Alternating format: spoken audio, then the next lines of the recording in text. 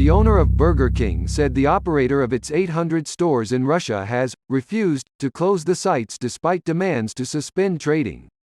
Restaurant Brand said it had contacted its local partner, Alexander Kolobov, to shut the shops following Russia's invasion of Ukraine. But it said, complicated contracts with overseas partners mean it is unable to walk away from these deals.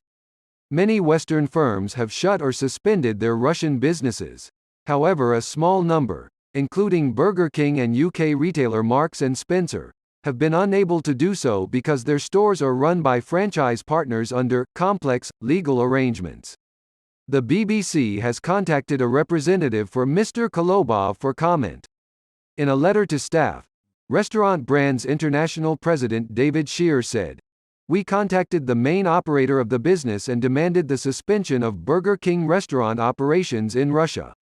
He has refused to do so." Quote, Mr. Shear added that making any changes to its local Burger King business would ultimately require the support of Russian authorities on the ground, and we know that will not practically happen anytime soon. Burger King entered the Russian market 10 years ago. It trades there through a joint venture partnership with Mr. Kolobov, who is the main day-to-day operator of the business, as well as with Russia's VTB Capital and a Ukrainian investment firm. VTB Capital is an affiliate of VTB Bank, Russia's second-largest financial institution, which has been sanctioned by the US, UK and other European countries. Mr. Shear said Restaurant Brands owns a minority stake of 15% in the Russian joint venture, which it is in the process of unwinding. While we would like to do this immediately, it is clear that it will take some time to do so based on the terms of our existing joint venture agreement, he said. In the meantime, Restaurant Brands has stopped supporting the supply chain, operations and marketing for Russia. It will also reject new pitches for investment and expansion in Russia. Western companies remain under pressure to withdraw from Russia following its attack on Ukraine. On Thursday, a group of 4 Ukrainian MPs highlighted to UK Prime Minister Boris Johnson that M&S is still open in Russia. MP Alona Shakrum said, "It is very important to put Putin in isolation and for him to know he will not be getting a handshake from the world.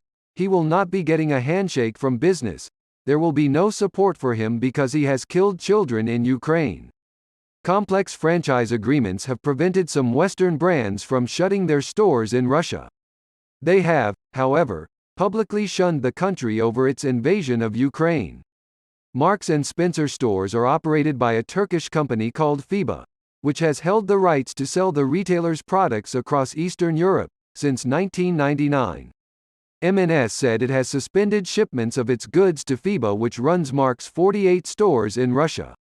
Meanwhile, German carmaker Audi has warned that the war in Ukraine will cause tremendous interference to supply chains. "We will see tremendous interference with all the supply chains, not just the chip business, but any supply chains internationally," said Audi executive Hildegard Wertmann.